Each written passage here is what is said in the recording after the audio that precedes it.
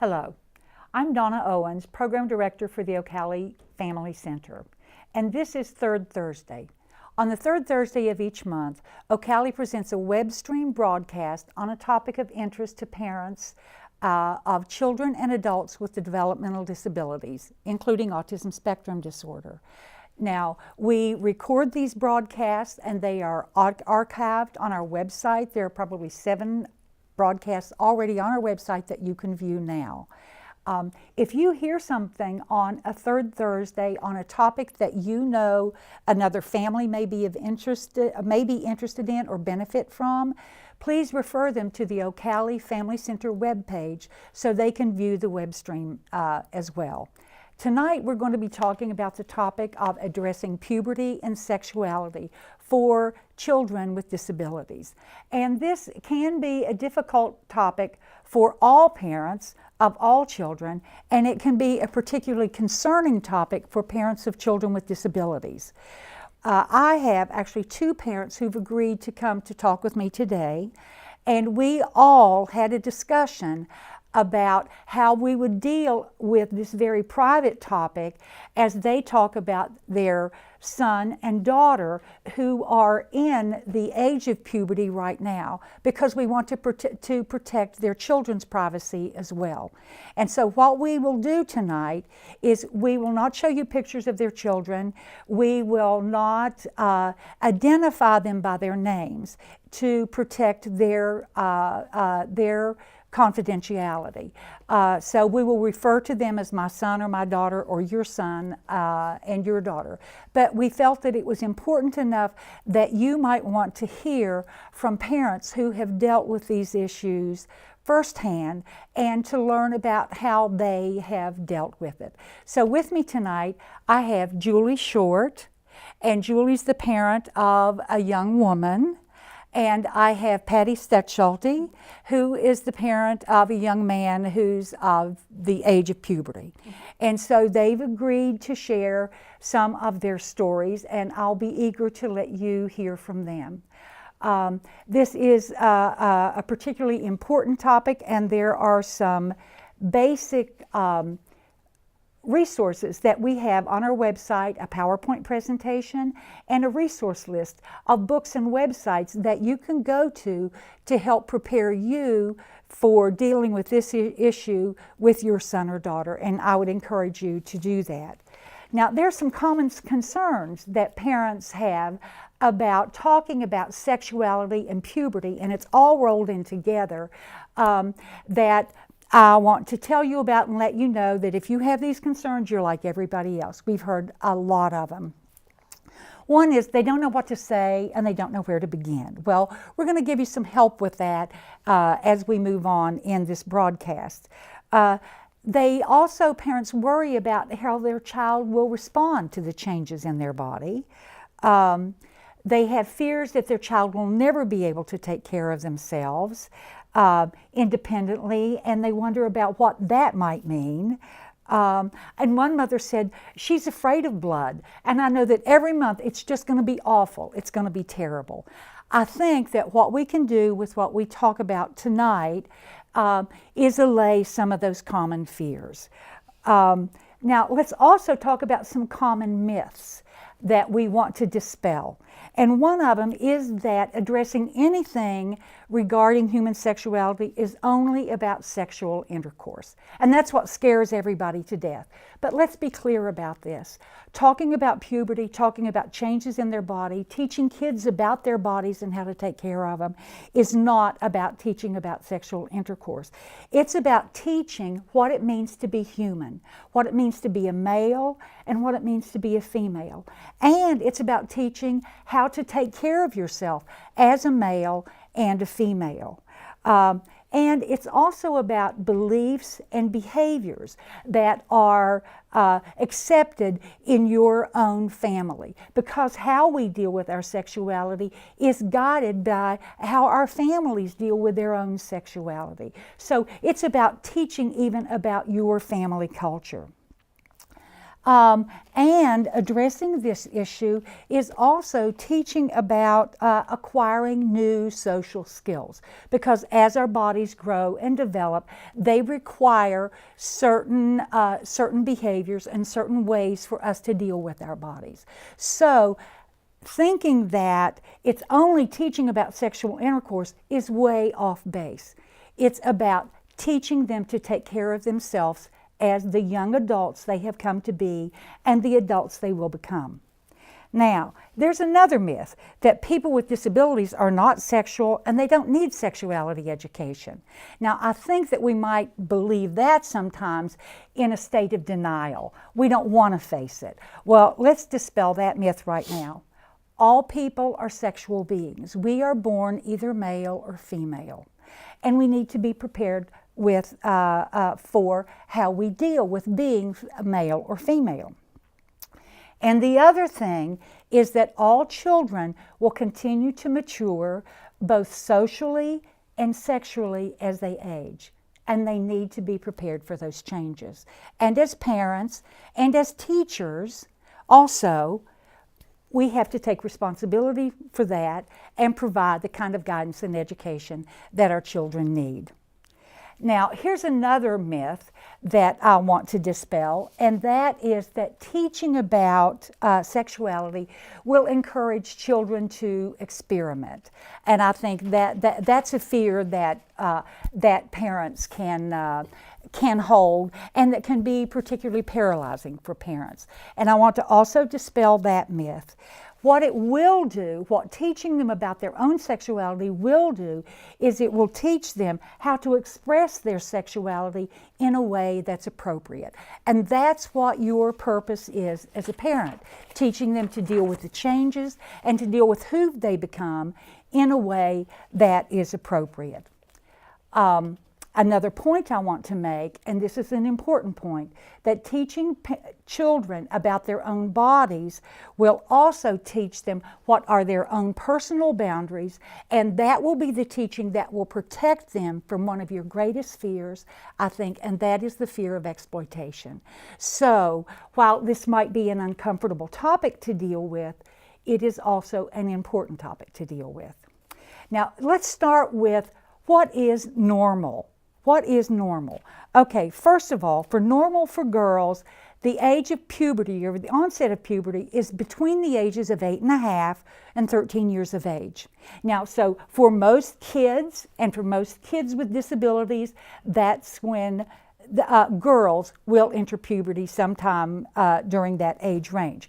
For boys, it's a little later, from 9 to 14 years of age. So you know the age range that you're going to have to be dealing with these issues with your child. But let's also talk about some normal behaviors, because I think when we have kids with disabilities, we can sometimes be hypersensitive to their behavior and to their inappropriate behavior. But let's talk about some normal behavior that may be viewed as sexual behavior that is not atypical. Looking at their own bodies and looking at the bodies of others, that's a typical behavior. That's a normal behavior. Touching their genitals in public and in private, that's a normal behavior. It's something we all do and something we all did as children. Exploring gender roles, boys or girls, that's also normal and typical.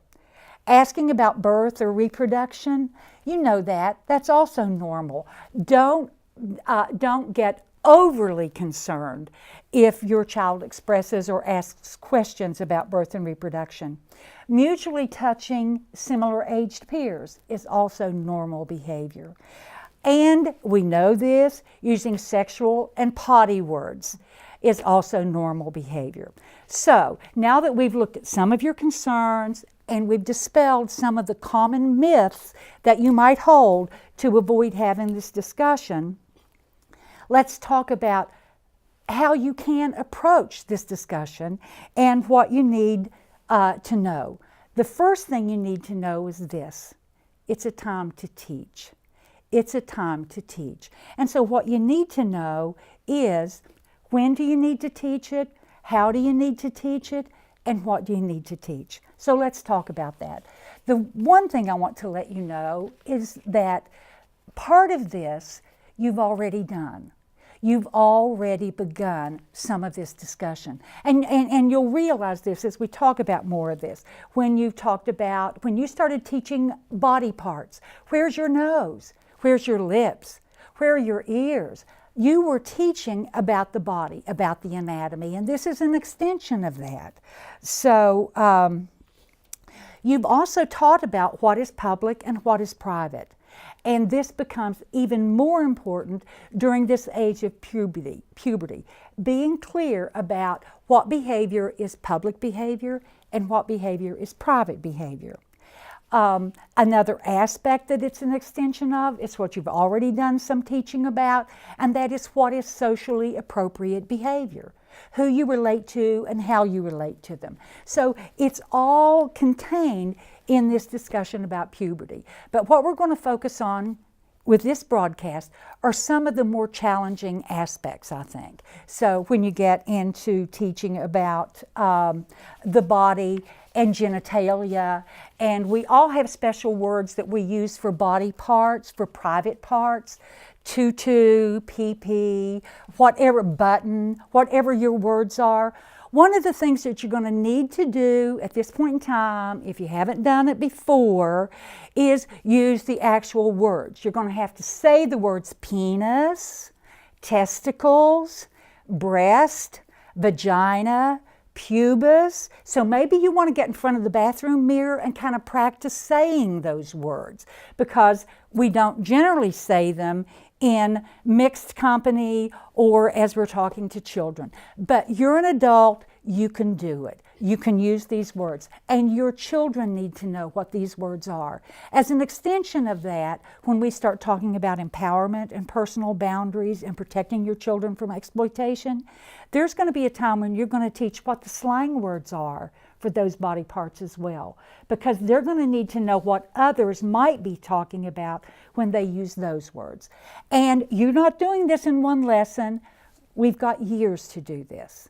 We've got years to do this, and we can reinforce and re-educate and repeat these lessons over and over on an as-needed basis. So I want you to feel comfortable with what you're talking about, comfortable with what the processes and changes are, and I want you to know that both while your fears are normal, other parents have dealt with this. And I think one of the things that they've learned, and we can hear from them now, is that it may not be as scary as you thought it was. So first of all, I'm going to turn to you, Patty, and I'm going to ask you, when did you, with this starting early, when did you begin to talk to your son about the changes in his body as he began to mature? Like, at what age did you notice? And well, just as a little background, my son's 17. And he's nonverbal, so he's a little bit more on the low functioning scale. So we do a lot of ABA in school, and also we have a very structured home program. So the girls who work with him came to me probably about a year ago and started telling me that, well, you know, he's starting to touch himself very inappropriately, it's getting in the way. It's disrupting his regular therapy sessions. And so it was at that point, so probably when he was about 15 or so, that we decided we really needed to get some intervention. And so the behavioralist that we work with sat down and completed a social story that went through, and like you said before, I mean, he's been learning body parts since he was probably 3 years old. right. Through, you know, the PEC system and all the different little, you know, with his iPad now.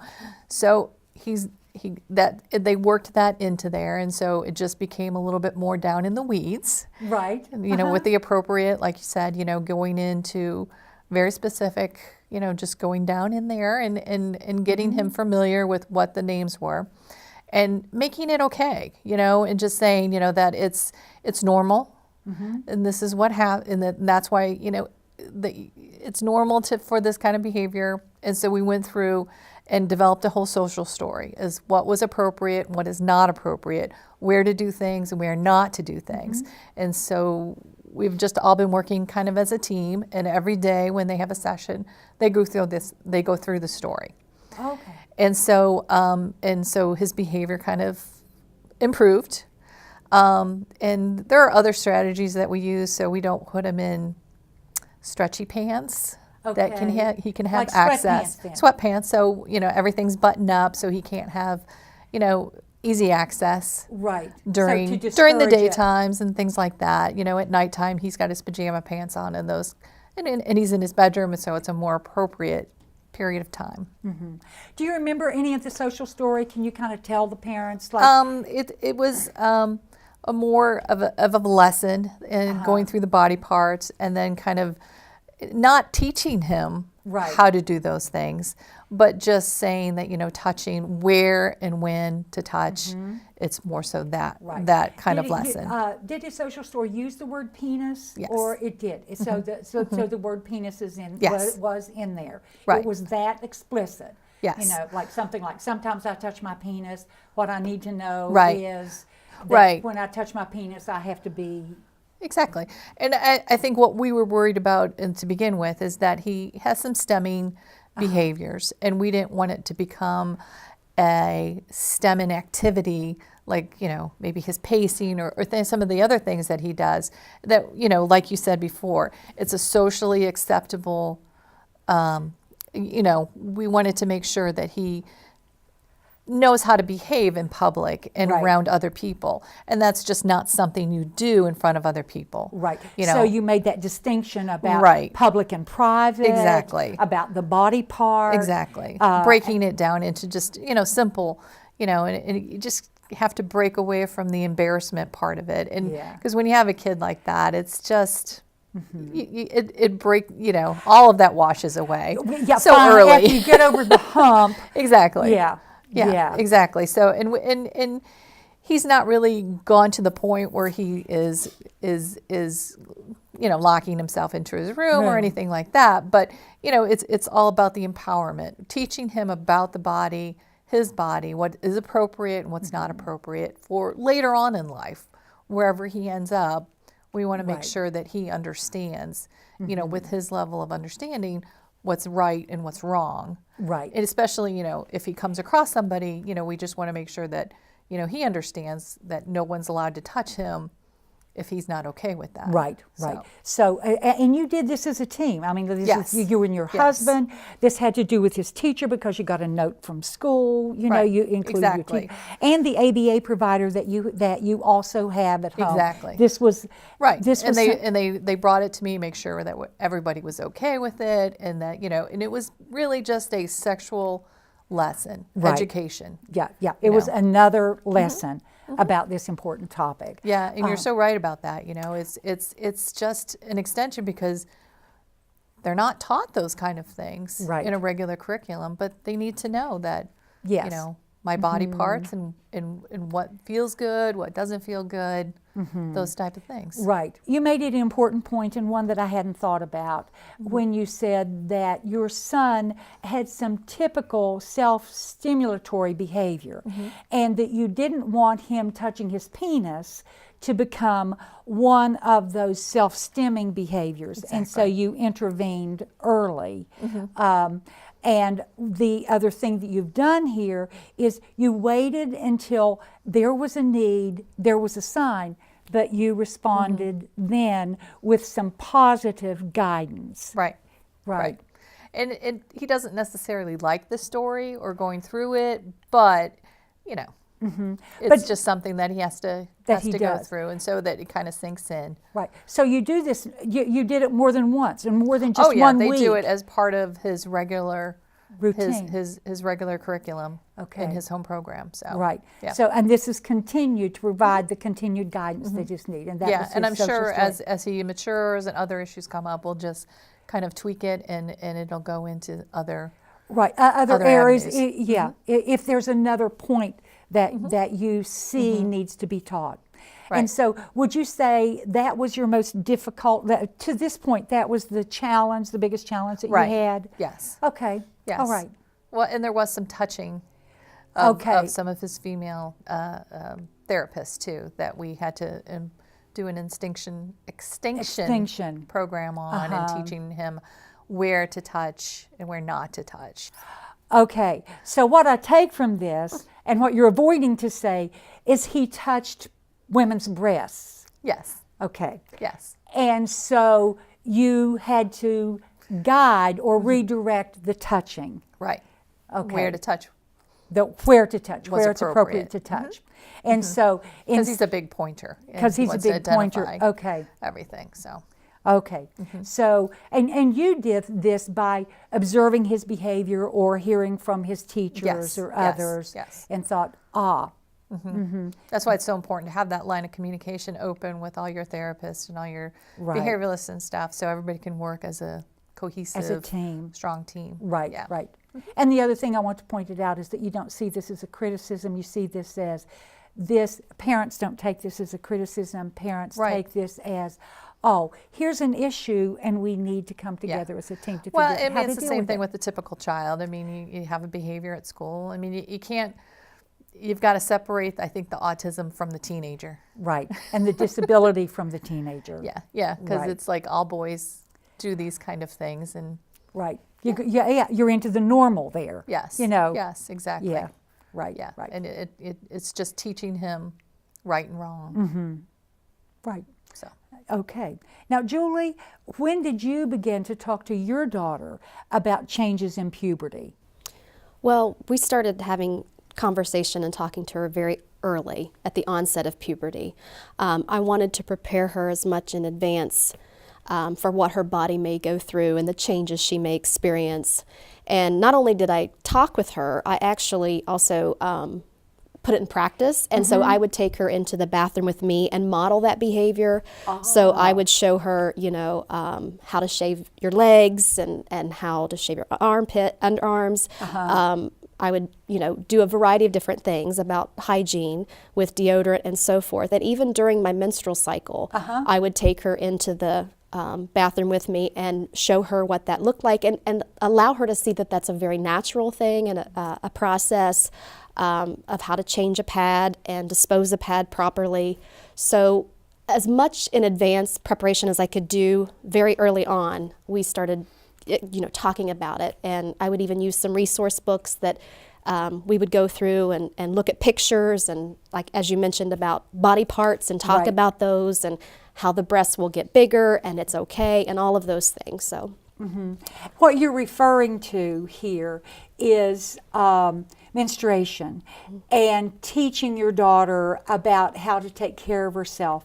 I really like your idea of how you modeled behavior for appropriate hygiene for her with yourself, because I think taking her into the bathroom with yourself was, and the point you made was you wanted her to know it was normal. This is normal, and this is how you take care of it. And it wasn't just menstruation, but you're talking about this is how you shave your legs, this is how you shave under your arms, Right. this is how you apply deodorant, and you began doing that early then. yes, For and then you mentioned that you also referred to some resource books, I think.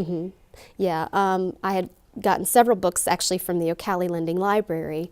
The Care and Keeping of You, a body book for girls, a variety of different things. And like I said, and I just didn't talk to her about it. I had to actually show her what that might look like and how she should be prepared for what's to come. Right. And as far as the biggest challenge, menstrual cycle, yes, it's been very difficult, and I wasn't sure how she was going to respond to that. But my daughter's also nonverbal, and so her not being able to have that ability to communicate with me, maybe the pain she's going through and all those things that accompany a menstrual cycle, really worried me and scared me. So I had to make sure that I put communication tools in place for her so that she could communicate to me, if her stomach was hurting, if her back was hurting, and all of those things. And so a lot of visual supports, about showing her, point to and show me what is hurting you. So we Right. really had to start early on, giving her means to communicate those feelings that she might be going through. I knew that was going to be very important for her. I think that's an excellent point, because one of the things that comes along with the changes in our bodies are there can be some changes in behavior, as a result of the hormone changes, and we need to think about how our children can communicate what their needs are, and particularly with the menstrual cycle, Yes. the kind of the pain that can be associated with that, and how you alleviate that kind of pain. Right. And so the visuals there, I noticed that you've got one that says backache. What are the others there that you? Well, she's a visual learner, and so we had to do a lot of things in the house that we labeled. And like as far as a heating pad, that was one of the things that she could use that might make her tummy feel better. Right. So we put a lot of labels in the house and a lot of visuals. We did some social narratives that Patty was explaining earlier too. Sometimes I don't feel good. My back might hurt, my tummy might ache, things like that. And these are the things that I will need to feel better. So it kind of also gives her that, I wanted her to have that sense of empowerment too, so that she could recognize what she might need to feel better. Because we all have different things that we rely on. Mine might be chocolate, yours might be a heating pad, whatever the case might be. And so I wanted to make sure that she was aware that when that's going on, I can choose what it is that's going to help me feel better. So we had to do a lot of legwork up front and prepare her as much as possible for that.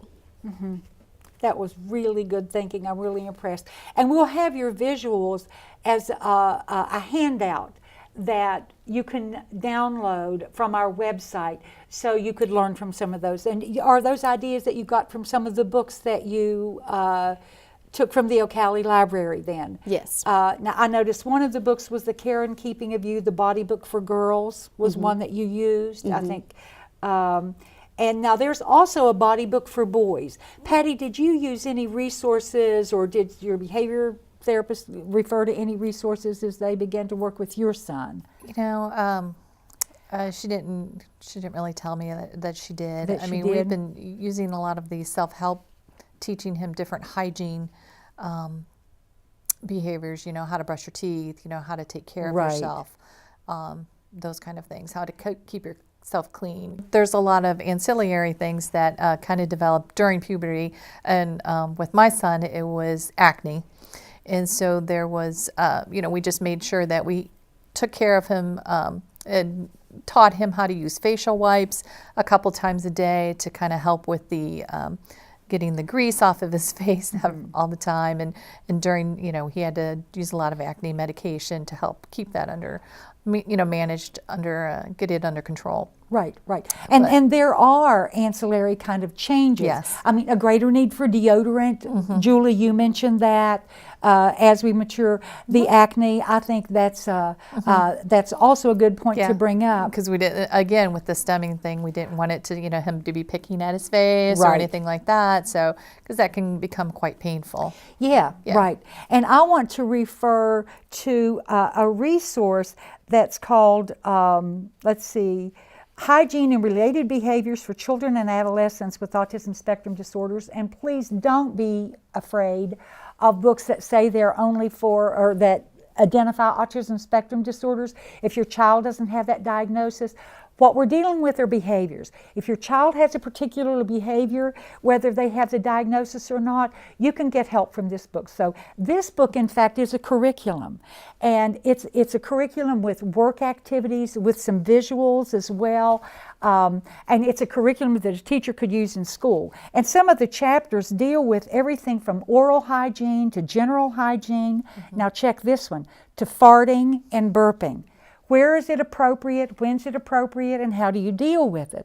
I mean, these are things that our children need to know how to deal with appropriately. And so maybe you won't think of all the things, and you may not need to teach all of these lessons, but it certainly may give you some ideas. And this is in the What was the Ocali name of that Library. book again? Hygiene and Related Behaviors for Children and Adolescents with Autism Spectrum Disorders. We're going to have to work on that burping Yes. and farting stuff.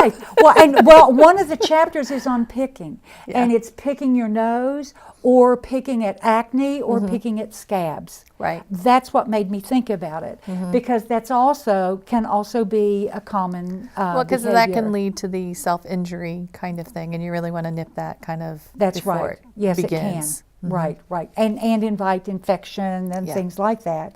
Now, there's another book I wanted to mention, and it's on our PowerPoint and on our resource list, which is just called Personal Hygiene, What's That Got to Do with Me?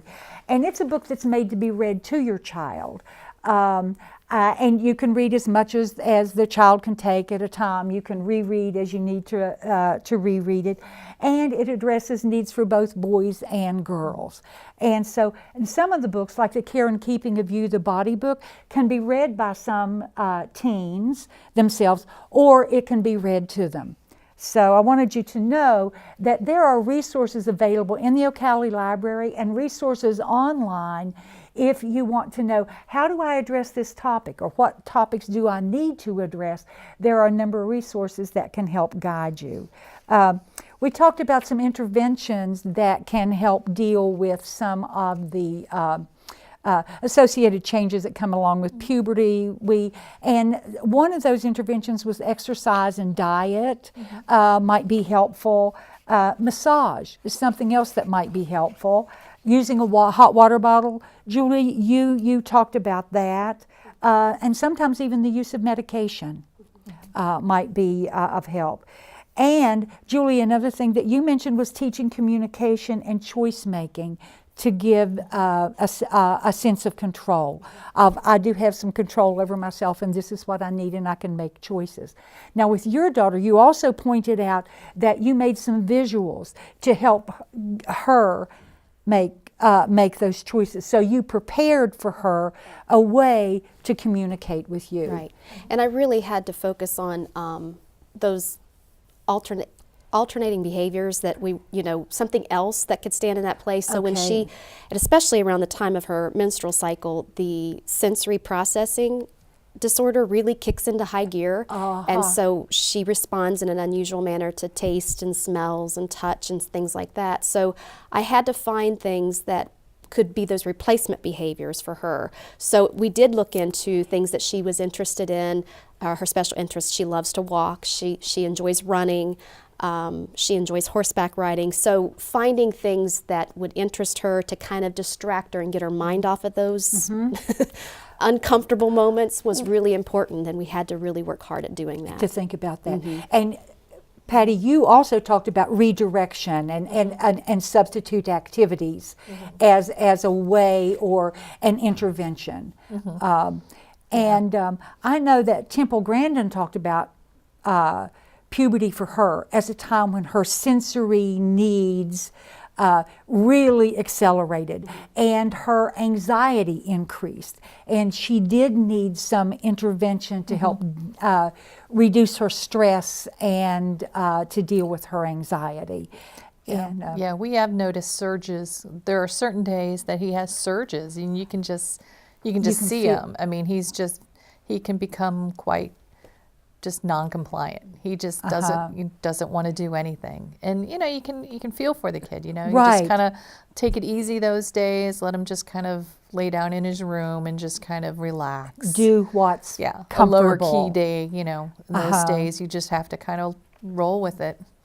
Right, yes. Story of our lives, right? Well, it is. And it seems to me that, and about raising any child, but particularly a child with special needs, it's a learn as you go. And it's also, the other thing I pick up from both of you is the importance of observation, of responding to what you see and anticipating what might be able to. And again, it's so important to have that team and just to have that communication open, that everybody's talking to each other, and hey, did you notice that he's doing this, and did you notice that that's going on, and so yeah.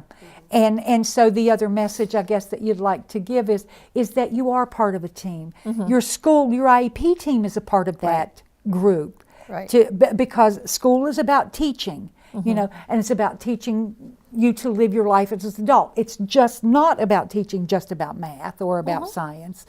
And so those are real world issues and those are people that are on your team. Well, it's the whole holistic look at what makes, a person. Yes. There's a lot. It's not just reading, writing, and arithmetic. It's those other things too. Those social things. Those body things. Right. One of the things that we also did, as Patty's mentioning about a team, is we pulled in peers, my daughter's peers, her peer buddies, and really helped train them and help them to understand that there are going to be times that if you see something that she's doing that's inappropriate at school, it's okay for you to intervene. And we had set up a system where they knew what to do, and so they would have a little card or something that would say, that's not cool. Or, girls our age don't do that.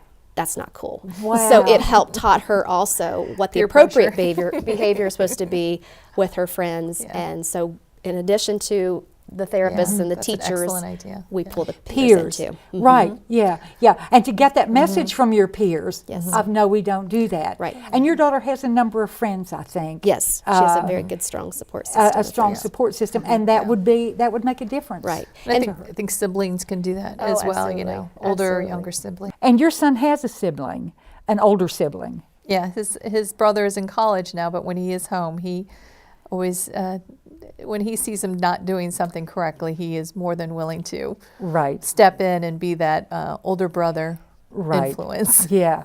So what you're both reinforcing here is the importance of team and the importance of a social group. You as a parent are not alone. And even if you're a single parent, and you can look at professionals, and you can even look at peers to help navigate this journey. I mean, we are social animals, and we are part of a social group. And Yeah, and it's important, even if you don't have the answers, to go online or find other parents. There's Right. always people out there willing to help and talk to. Right. So reach out, kind of is what Definitely. you're saying.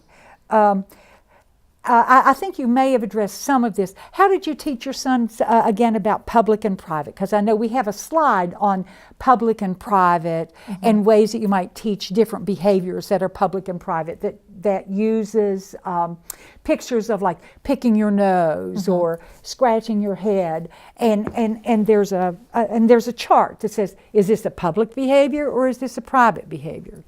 So what are some ways that you all? It was more just the pictures, Was it? behind doors, open doors, those type of things. Just, try to make it as simple as possible, whatever Right. works for your child. But yeah, I mean, just Right. kind of make it simplistic, yes, no. Yes, right, Right, yes, yeah. And we've talked a little bit about empowerment, and some about choice making, and about teaching personal boundaries. We talked about anatomy, the importance of teaching anatomy. And the reason that I want to end up this discussion with this idea of empowerment, because I think it's that empowerment that protects from exploitation. Julie, was that on your mind as you began all of these discussions and as a parent? Oh, sure. As Patty mentioned before, we don't know what the future holds for our children, and we have to set everything up now as much as we can to get them ready for the future.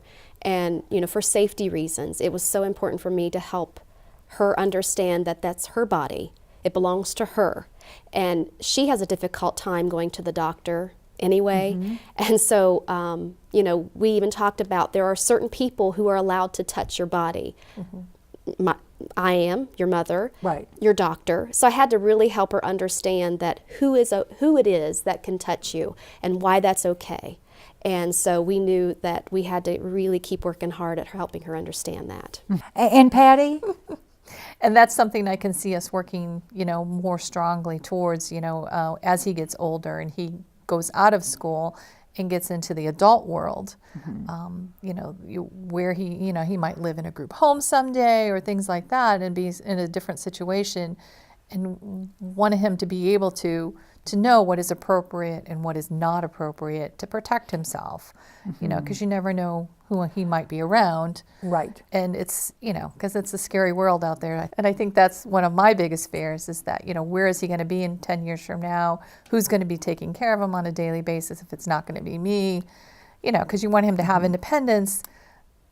And along with that becomes the empowerment and teaching him, to take as you know, to be as independent and as empowered as he can be for his And that he level has- of understanding. Right, and that he has a right to say no. Exactly. Yeah, that you have a exactly. right to say it's no. his choice. It's his choice. Right. Right. I do think that's important. And so I know that you all are partially through this journey, but having come as far, and you've come probably a long way already, what would you want other parents to know? What have you learned that you want to share with other parents? And Patty, I'll start with you. Ask a lot of questions. Talk to your teachers. Talk to your behavioralist. Talk to your psychologist. You know, read a lot of books. I mean, there's a lot of people out there with a lot more knowledge that have gone through this already, you know, and to know that you don't have to start from scratch. There's a lot of Right. answers out there already, and just go find them. You know, do a little research and just really pay attention to what's going on in your kid's life and what's going on with them. And, you know, try to talk to them as much as possible. Right. And just really separate it out from the disability. You know, and just remember they are a teenager, and all teenagers go through this. We all went through it. And it can be an awkward and awful time. But it's a normal time. But it's normal, you know, Right. and that it's okay, and that Right. they're going to be okay, and it's just you got to empower them and to realize that what they're going through is normal, and you're there for them, and Right. you're their teacher, and you'll get them through it. So. Right. You're going to give them the tools they need to take exactly. care of themselves. And try not to be as embarrassed because it's sometimes it's awkward. Right. Yeah. Right. Yeah. And Julie, what would you want other parents to know? Well, as Patty mentioned, you know, puberty is a very normal thing, and regardless if you have a disability or not, everybody goes through it. And it's a tough time in life, but it too shall pass. That's how I look at things. And I think what's really important too is that the caregiver needs to find time for themselves. This can be very difficult, and I know a lot of families who have really struggled and went through some things that have been difficult. And it's important for us to, as parents, to find time to breathe, to reach out to others that might be able to help, whether it be family, extended family, friends, people in the community that you know are close with, but to reach out and ask for help and to take a break when it's needed, because as we've said, it can be very challenging Right. to live with, and it's important for us to take care of ourselves too. Yeah, thank you. I thank you for that. I think the other lesson that you all have taught me too here is that your response to it is going to have a lot to say about how your child is going to respond. So if you approach it like you're scared to death and it can't be talked about and it's something awful, it's going to convey that message. And so one of the first things you need to do, I guess, is prepare yourself. Or I think that's huge. I think that our response does matter.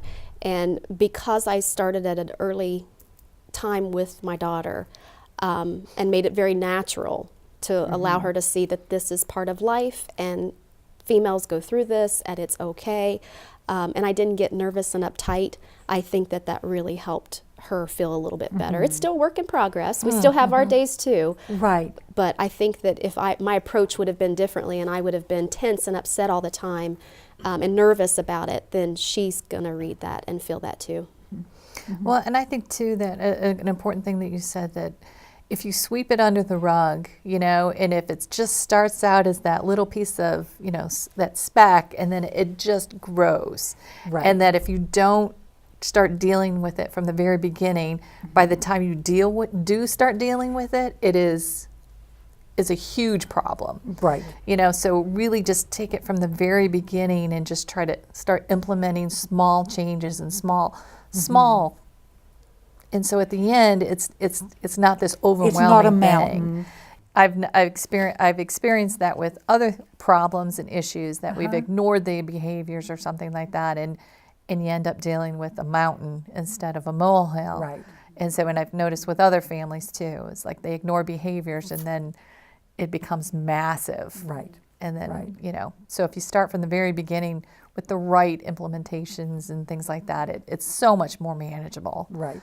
You know, there's going to be tough days, but still. Yeah, right. It's I mean, easier. it brings up a lot of tough issues when we think about menstruation. We think about erections. We think about masturbation, you know, inappropriate touching. All of those things are kind of weighted. But there's, and you talked about reach out for support. And I know masturbation is a big issue that families can often deal with.